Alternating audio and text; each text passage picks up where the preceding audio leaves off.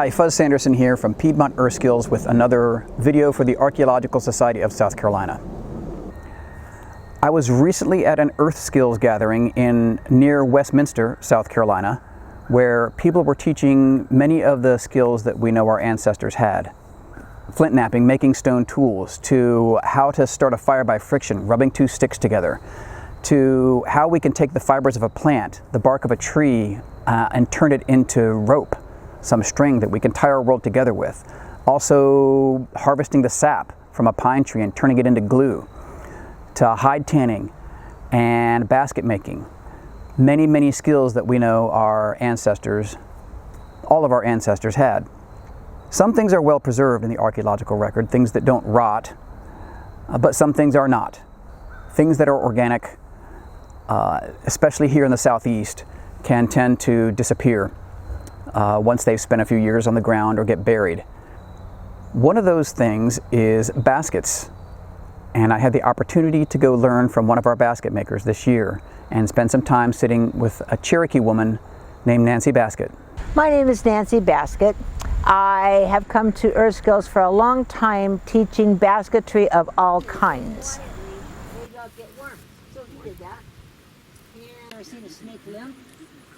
Really hard to do. I find a lot of practical application with the skills I'm teaching here, using vines that are invasive, using the pine needles, because we need to use what we have in our own yard, like our ancestors did a long time ago, by learning how to spend time outside with nature, and to be more comfortable teaching that to everybody from all cultures, because all of our cultures did the same thing back in the day. We had to have vessels to hold things. If you take the glass and the plastic out of your house, what do you have left? Well, you'd have things here that we could teach you how to use, and that's how I find it practical. Our ancestors did this as a part of the training they gave the very young.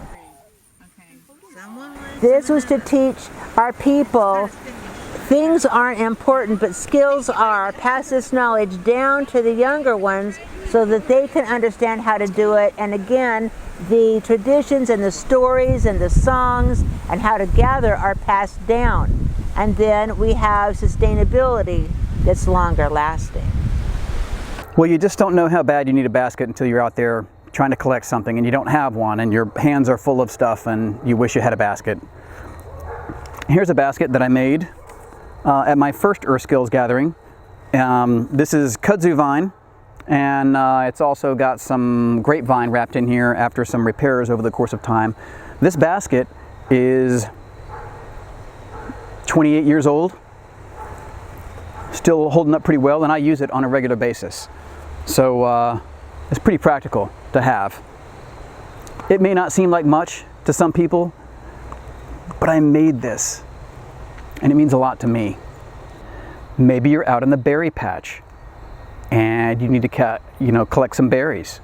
Well, this is the Appalachian bark berry basket that I was shown how to make by Doug Elliott. Super practical thing that you can just put on your knee and just be throwing berries in the basket while you're out at the berry patch. Some of the more interesting and really beautiful, sometimes like works of art, these pine needle baskets are just beautiful things to behold. And this pine needle basket has tree sap in it, collected from a longleaf pine that I'll be using to make some pine pitch glue. Once you get started making baskets, you can kind of get really excited about it, because you can make some pretty cool stuff, and you can carry a lot of things around. And everybody wants to know, how did you make that?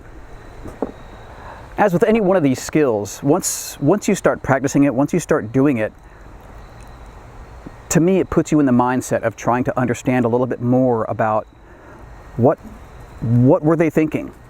How did their minds work that they came up with these ideas? And it sparks the imagination to begin really questioning what was going on.